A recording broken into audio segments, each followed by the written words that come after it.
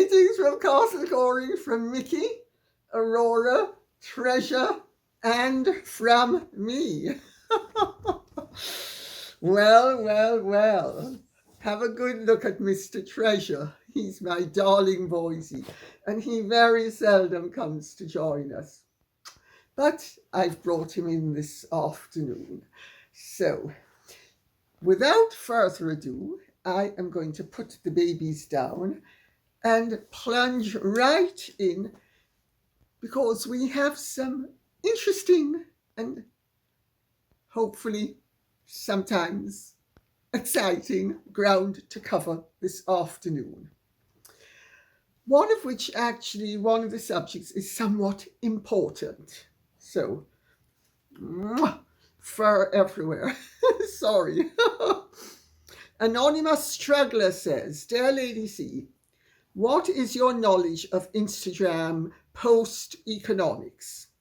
Meghan Markle is bragging. As usual, she runs this story through the willing press desperate for eyeballs, that she will make $1 million per Instagram post. Dior doesn't want her. Dylan Mulvaney has single-handedly destroyed an iconic brand. William Morris Endeavour hasn't been able to get her a big dollar endorsement deal with an A-list brand. Neil Sean, I believe, or some other outlet, said that the new core blue patch got a lot of clicks but almost no sales. What evidence is there that any A-list brand would even allow her to market them? Word is that she tried to keep the podcast going, but there was no announcement of any A-lister to sign on, and we know that the illiterate one can't associate with the common people. God, why would I want to mix with ordinary people when I'm special? I mean, what's wrong with all of you people? Don't you understand that I'm special? I get that point. John Travolta came out and said he had no association with her. Murky Meg did a YouTube video on Instagram post that shows it will be difficult for the illiterate one to make money. And what do I think?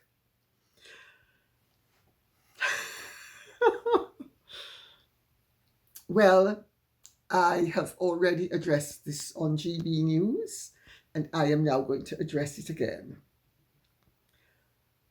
There is not a hope in heaven or in hell that Meghan Markle is going to be making $1 million per posting.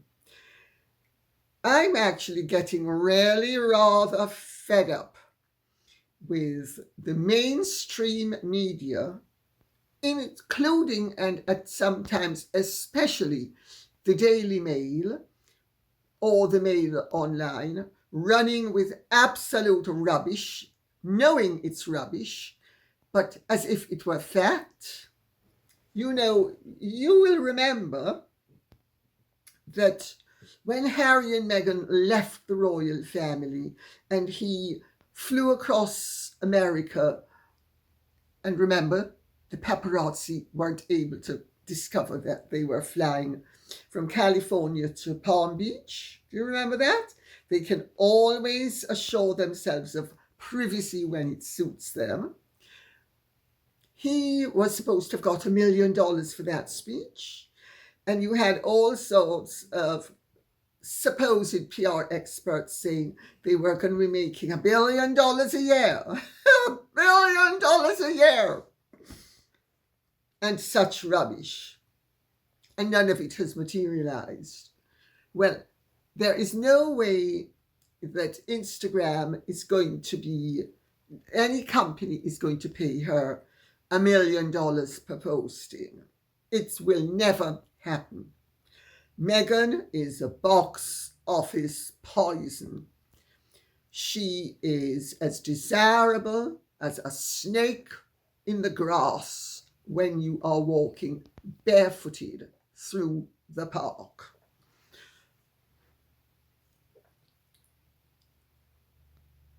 If she gets posts that she gets paid for. I'm not saying she won't make nice money, $10,000 here, $20,000 there, maybe even 50,000, and maybe from some desperate company like Nadinola Skin Bleach. That's what turns you nice and light. Or brown up with Megsy Baby. My latest, only $4.99 a bottle, bronzer. For those of you who are women of colour but not dark enough, and those of you who are white and want to be bright and want to join the bandwagon along with all sorts of other people like me, she might get something, but is she going to make a killing? Not at this point. And I doubt ever.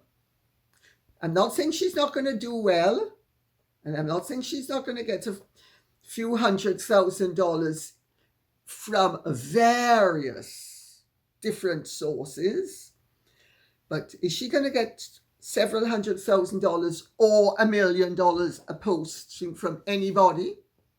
Only when apples grow on lilac trees, and not a second before. It's just not going to happen. It is lies. It is trying to pitch so that people are dumb enough. I mean, can you imagine? Corporations are going to be dumb enough to fall for this crock of feces. I mean, they've already fallen enough. Spotify fell. Netflix is desperately trying to do everything in its power to turn things around. Hence, it is promoting Suits for all it's worth. However, my understanding is that Gina Torres stands a heck of a lot of a better chance of getting offered anything than Megsy Baby. So, I hope that answers the question. I will reiterate, I am sick to my back teeth of all this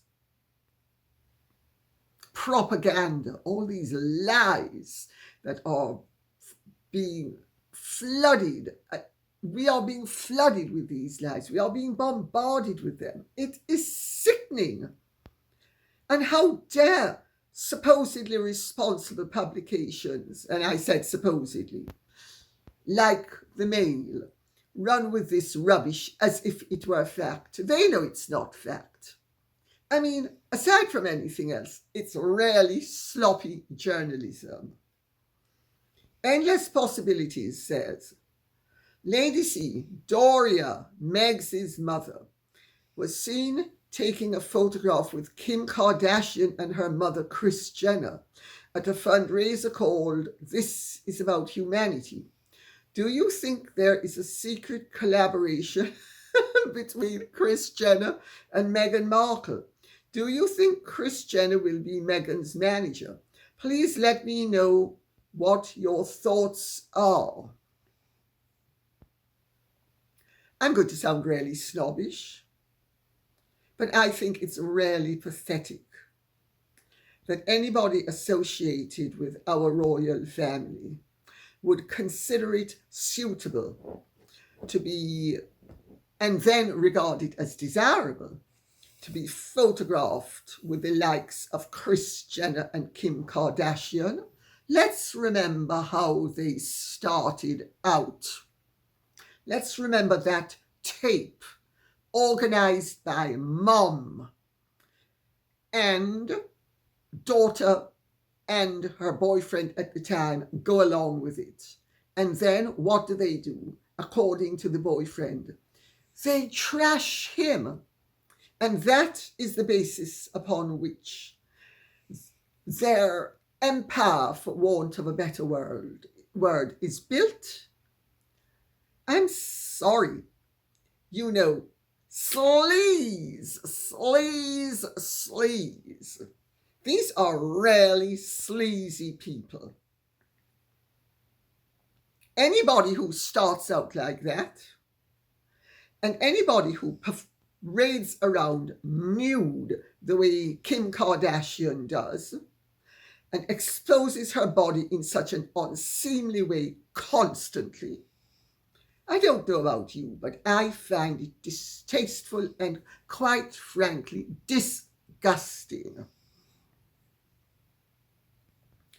This is about humanity, was the theme. Well, they had Jeff Bezos and Lauren Sanchez there. I hope that they introduced Doria.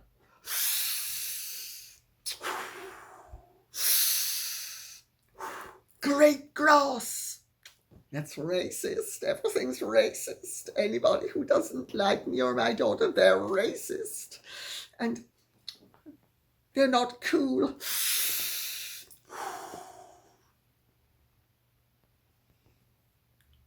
Hopefully, they got an introduction to Jeff Bezos. And hopefully, Doria's going to work her magic. Santeria, Santeria, Santeria on Jeff, so that Lauren can be supplanted by a 43% Nigerian.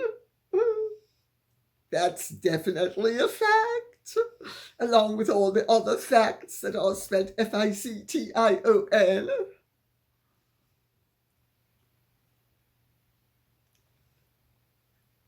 I actually understand from my contacts in Hollywood that Kris Jenner and Kim Kardashian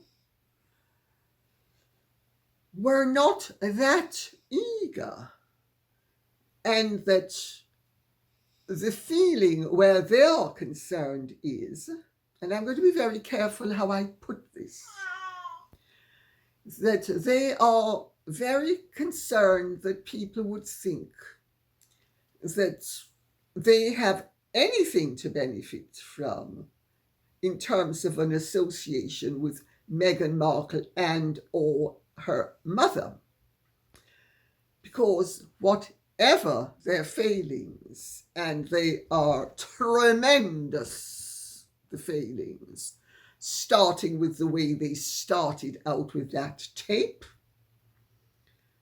And as you can see, I can be a bit of a prude, because I really think it's absolutely disgusting for anybody to start a career so cack-handedly, deliberately. But she went from being Paris Hilton's stylist to a billionairess, and that requires brains.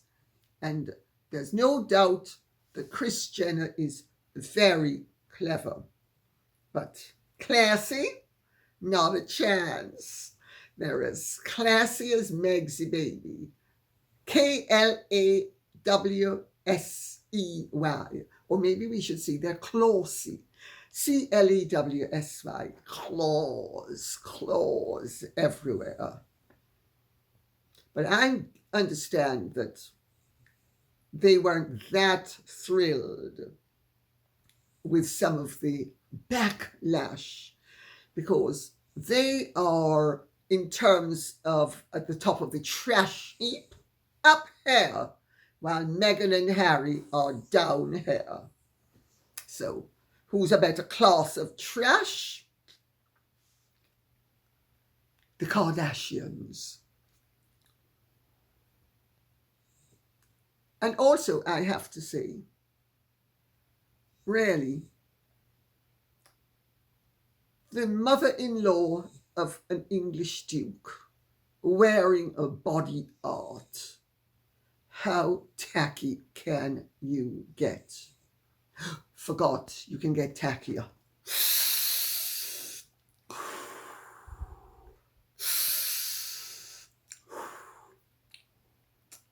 Maybe we should go into business together. Megs and I. Mom, and daughter.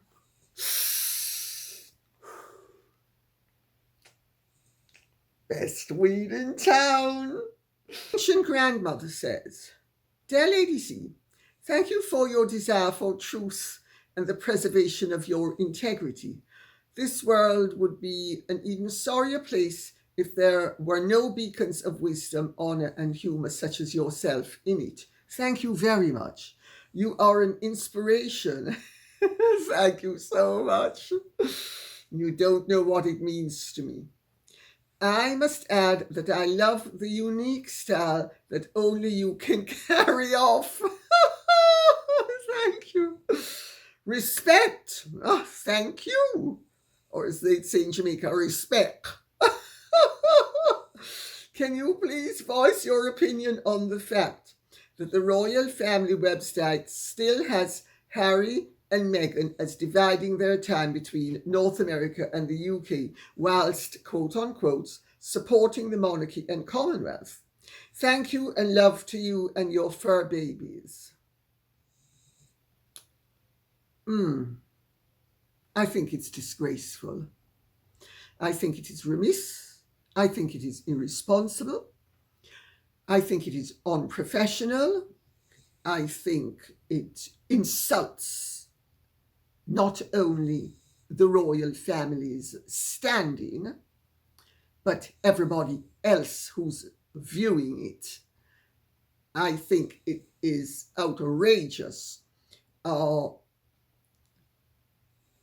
How are they supporting the monarchy and the Commonwealth? Are we going to be subjected to endless fictive scenarios because somebody at Buckingham Palace is either too lazy or too incompetent or too remiss to actually update the website? Harry and Meghan are not dividing their time between North America and the UK. They are living exclusively in the United States of America. So right there is a factual inaccuracy, to put it politely. Or you could say they're purveying fiction while supporting the monarchy and Commonwealth. Just how did they do that? Oh yes. The Commonwealth is a white imperialist update of the empire. Remember how they managed to get one of their mouthpieces to say that? And the trouble that they have caused in the Commonwealth? I despise, I look down upon that degree of incompetence. And it is incompetence at best. I think I have made my position clear, and I will stand by every word I have said, because it is an insult to people's intelligence for the royal family website, our official royal family's website, to be furthering fiction as fact, and to be doing it for whatever reason is beside the point. It is unacceptable. It is several years down the line. It is unacceptable. Are they going to change? I wouldn't hold my breath unless I'm suicidal, and I certainly am not. What can I say? It's not my crown, and quite frankly, if the monarchy fell tomorrow, do you think it would make that much difference to my life personally? Because it really wouldn't. It would make a hell of a lot of difference to their lives and to their employees' lives. But fortunately, I'm not employed by them, never have been and never will be. I am an independent.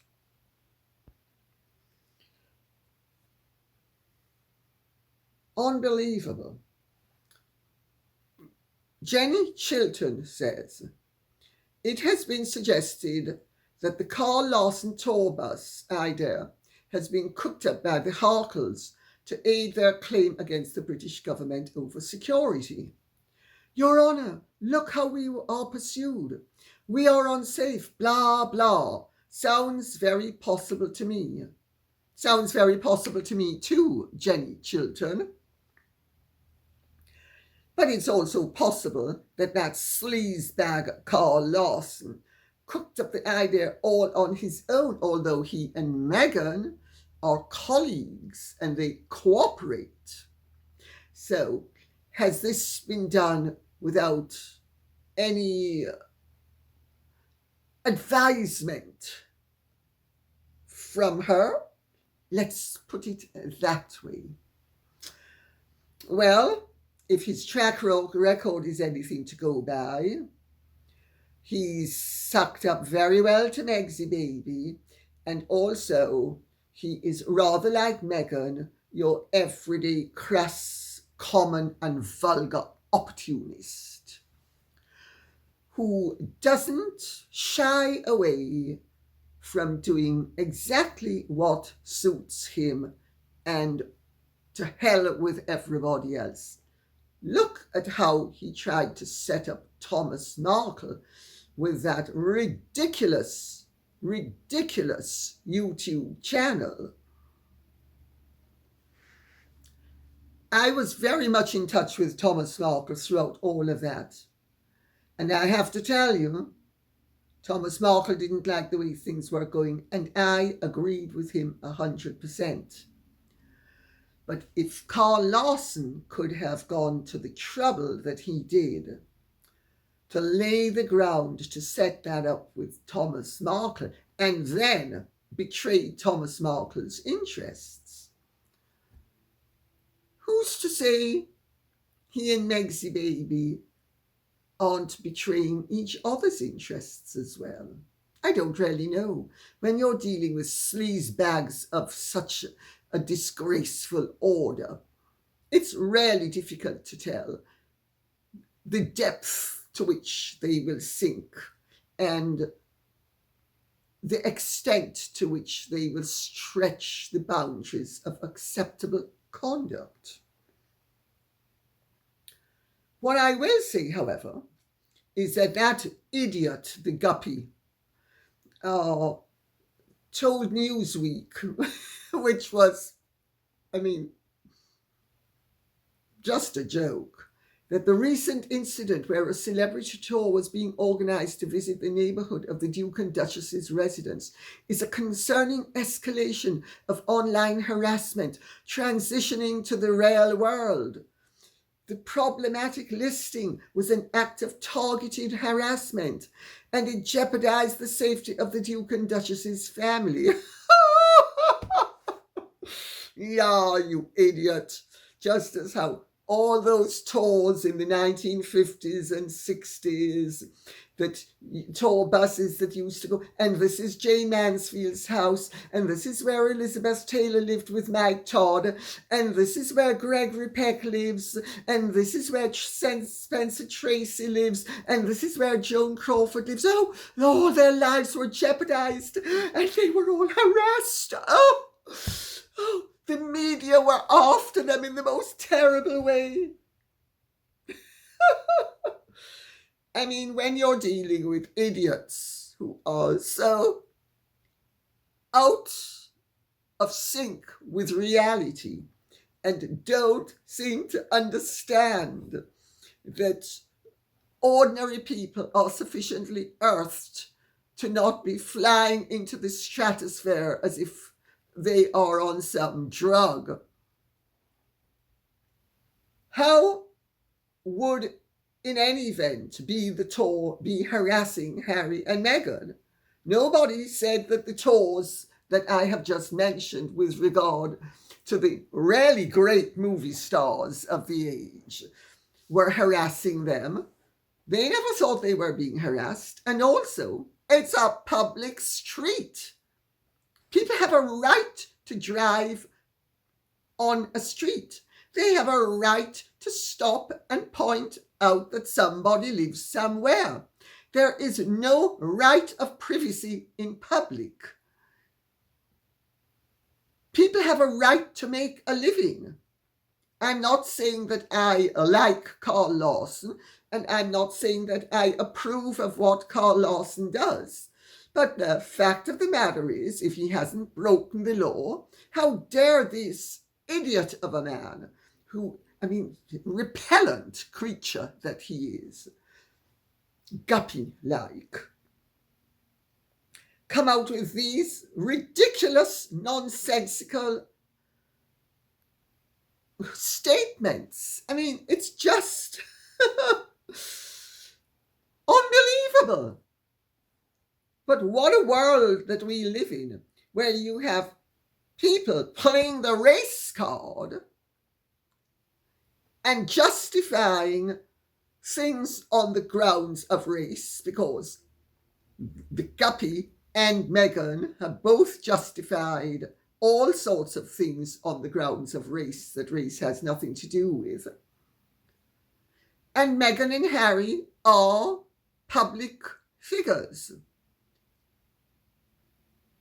I don't stop people driving past Castle Goring and saying, this is Castle Goring and this is where Lady C lives. They're not allowed to come into the property. But if they choose to drive on the public road and not on the private roads, that's their right. We need a sense of proportion here. And a lot of these adventurers and these mavericks really need to get themselves proper jobs. Susan Cunningham says, Markle is an abhorrent person. The way she treated Queen Elizabeth and Prince Philip is enough to condemn her alone, in my opinion. What I found so odd about your last video was your wish for her to meet a billionaire or be successful in the future. So odd, in my opinion, given your low opinion of her. Susan Cunningham. I couldn't agree with you more. In my opinion, Meghan Markle is an abhorrent individual. The way she treated the Queen and Prince Philip was beyond abhorrent. They were dying and she showed no mercy. The way she has treated her father, who is tremendously ill and has been for years, driven to a large extent by the pressure imposed upon him as a result of her actions and inactions, both.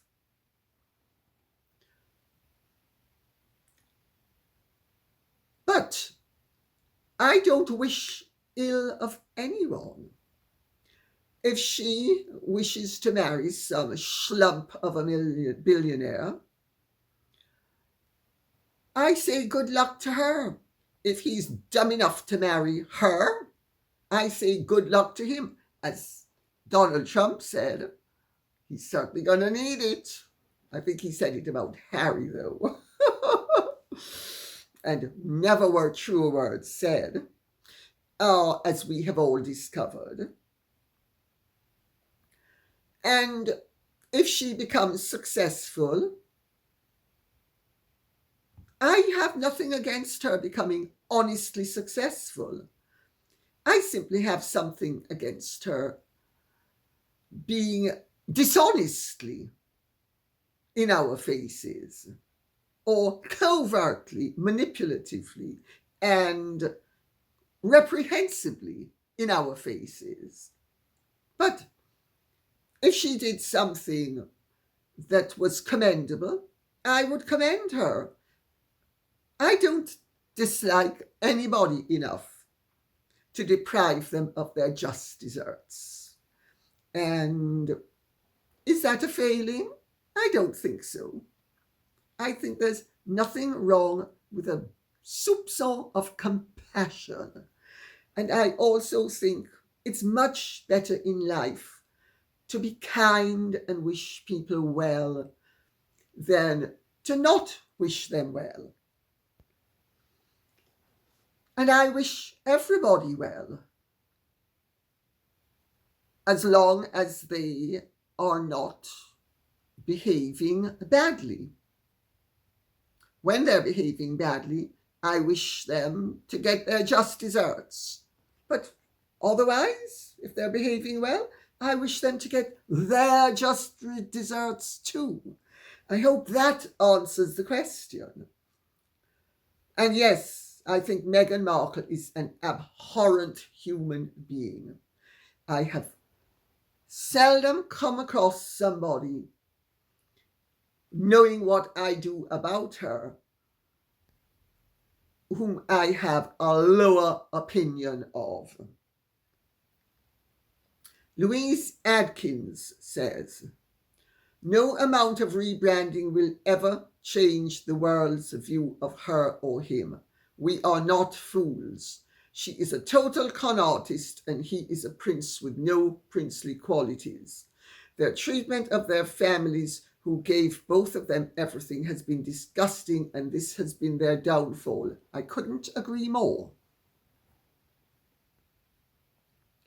And I agree with everything you've said, starting with I don't think the rebranding is going to work.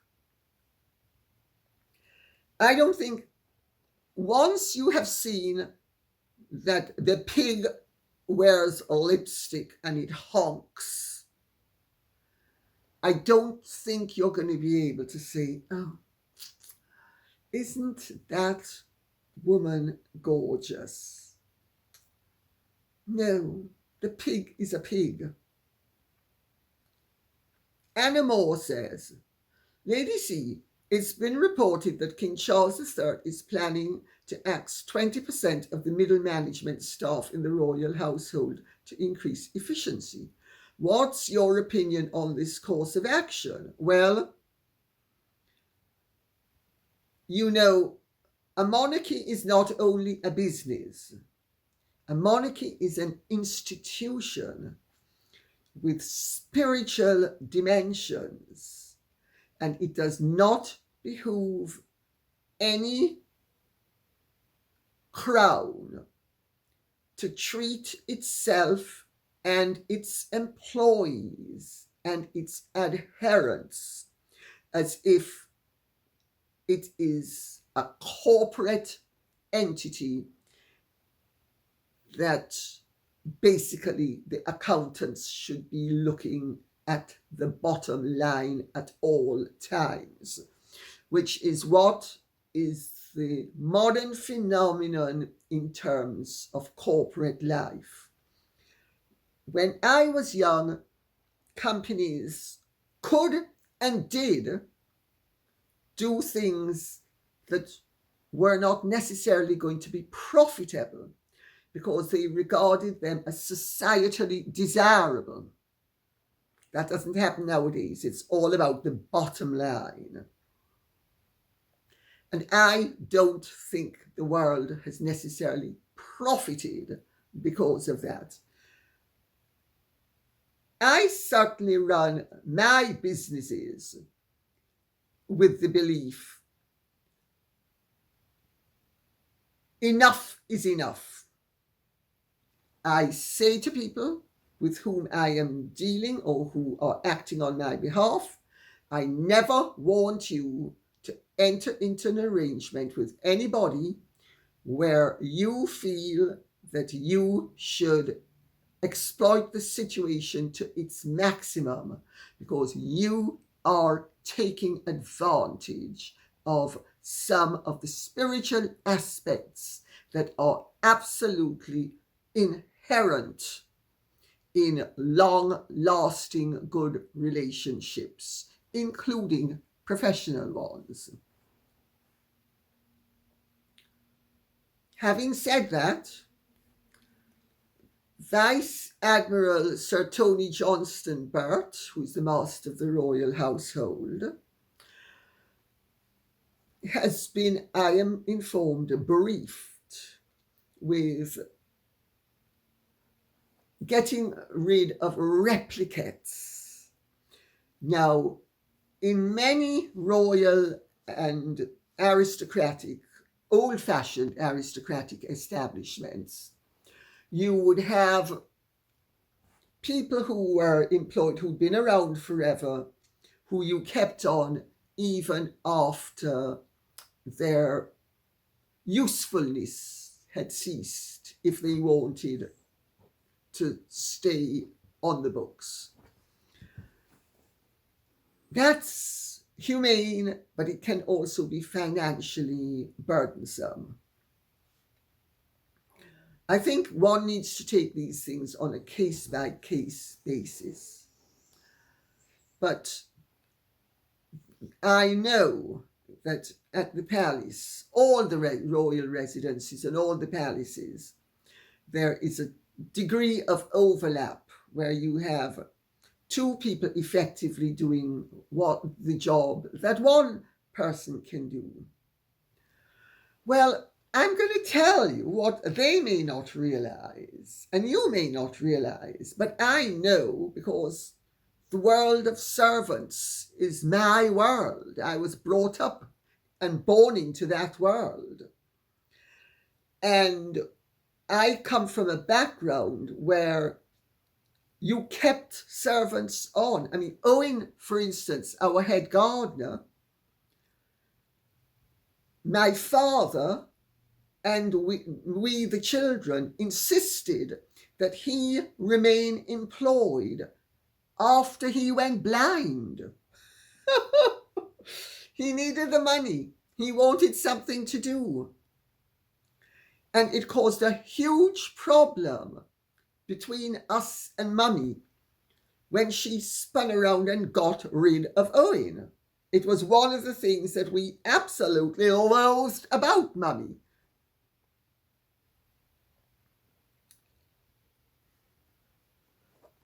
Overlap is necessary, some is desirable, and some needs to, you need to cut the dead wood away. That really is it. So for efficiency, you need a degree of tightness in an operation, and there is much looseness at the palace. And another way of looking at it is they're working for the country. Even if they're not doing, they're being subsidized. It's the state, and the state is giving them a job and subsidizing them. I think too much efficiency is going to not only make inroads into the loyalty that employees feel for the institution, but they're going to start to demand city wages. At the moment, they're not on city wages. So it's a double-edged sword. But I understand to an extent why there does need to be some tightening up of the system. But I also understand why the king and the queen need to be very careful of how much tightening up they do. He should take a leaf out of his grandmother, Queen Elizabeth, the Queen Mother's book, and remember what she said about the Duke of Windsor when he was king and his approach to staff. He needs to bear that in mind. Queen Elizabeth, the Queen Mother, was a very good employer in many ways. I'm not saying that the king is not a good employer, but I am saying that as they are cutting out some of the dead wood and getting rid of some of the overlap, they need to be careful not to go too far. Otherwise, they become just another employer. And their employees will not have loyalty to them the way they do at present. So I think it's a very layered situation, because equally the palace does need to cut down on the overlap, and it does need to improve wages. And that is one of the things the king and the master of the household are trying to do. So I hope that answers the question. It's not simple and straightforward, but not everything in life is. James Patrick Waddell says, "Dear Lady C, I have been a die-hard fan since your cameo on Suddenly Royal and your hilarious sang-froid jungle dining scenes on I'm a Celebrity, Get Me Out of Here." Thank you. While I like listening to your tea on the aristocrat methane, I love that one, and her royal airhead, spelt H-E-I-R, head, Harry, I love it. I rarely relish more scandalous fare, such as the notoriously murderous Lily Safra. She certainly was an absolute psychopath of the highest order. The stylishly romantic Duke and Duchess of Windsor, not so sure about the romantic, but, and the labyrinthinely clumsy mystery around Lord Lucan. I have my own theory on that. I was also a fan of the late, great Dominick Dunne, who wrote similarly behind-the-scenes novels that often unmasked the shallow and craven who otherwise lived lives of spectacular wealth and luxury. Did you know Dominick, and were you a fan of his? As you can see, I'm thirsty for another scandal and wondering if there is a good one I can read about to quench my desire.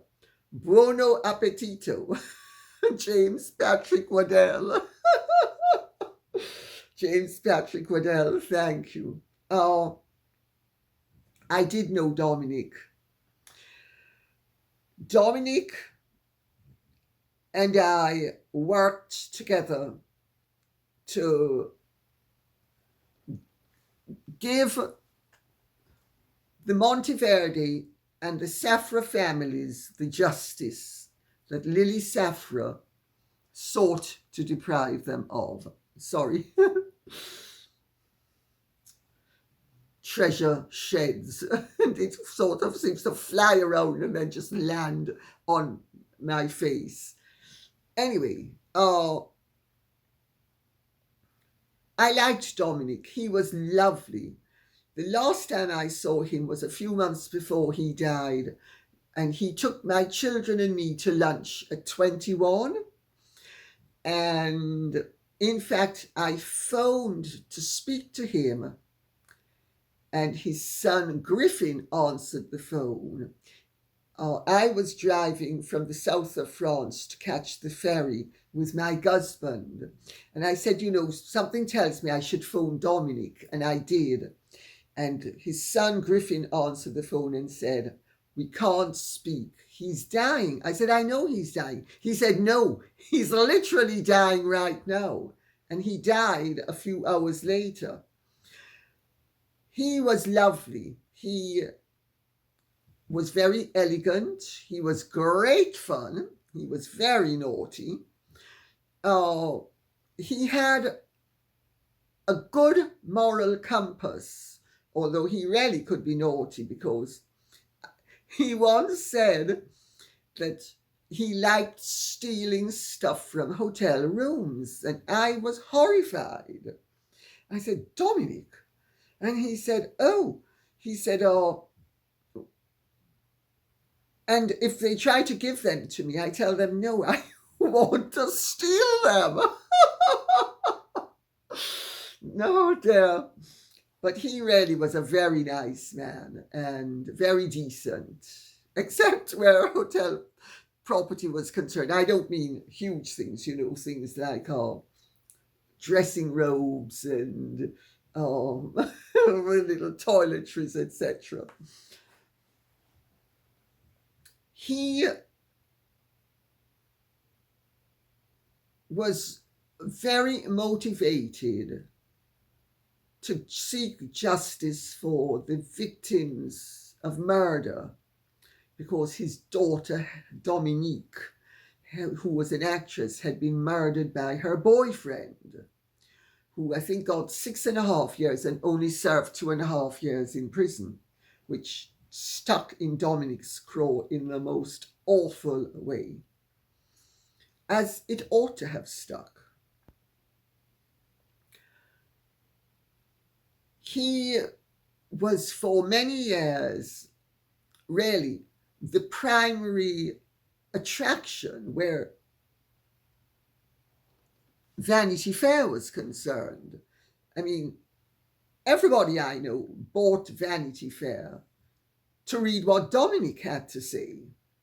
And when Graydon Carter pushed him out, really over Lily Safra, Vanity Fair never recovered.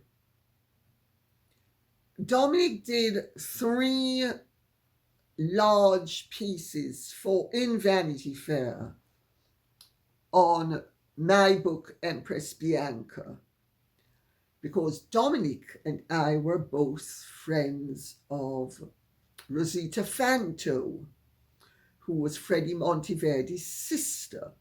I actually was originally a friend of Rosita's daughter, Christina, and it's through Christina that I met her mother, who fed me an awful lot of stuff about Lily and fed Dominick a lot of stuff. And then fed Isabel Vincent, who works on the Post and wrote a book on Lily Safra that Lily managed to really sabotage in the most major way. Lily was a ruthless piece of work, but Dominick and I fixed her wagon, because when we were through with her, he with his Vanity Fair columns and I with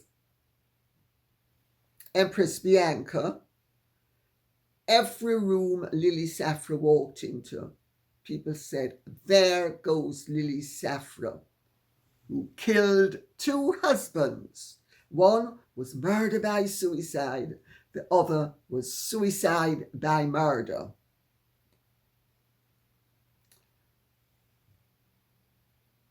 I was a great fan of Dominick's. I loved his work. I read The 2 Mrs. Grenvilles and An Inconvenient Woman before I ever met him. I think I read 1 or 2 others as well, because I'm pretty sure I read about the Moxby murder, something, I think it's called A Season in Purgatory or something like that. And Michael Skakel, who was Ethel Kennedy's nephew, he was convicted and went to prison for the murder. But there was some doubt as to whether he, his brother, or their tutor did it. But there was little doubt as to the fact that somebody in that family's house killed that girl. And Dominick sought justice for the mother for years. His last book was, I feature in his last book, as does Empress Bianca. Too Much Money, it's called. And I don't remember where I feature, but I feature in it by my name and by the title of my book and by the fact that I wrote Empress Bianca. So I'm afraid more than that I can't say about Dominick. He was a lovely man. and very witty and very entertaining. Oh, I should say, he'd been an alcoholic and he gave up drinking and never ever drank ever again. He was kind, he was generous, he had good taste, and he had a great sense of humor. Very camp sense of humor. Dominick was a gentleman who walked on both sides of the street, so to speak, quite openly too. When he was younger, he walked on one side, got married, had children, and when he was older and was divorced, he walked on the other side of the street. But never vulgarly, never throwing anything in anybody's face. But he could be very camp. Great sense of humor, as I said. And hopefully this has been of some interest to you. And if it has, may I ask you to keep the questions and comments coming in? Thank you so much. God bless. And if you have really enjoyed this, could you please like, share, subscribe, press the notification bell, and Godspeed.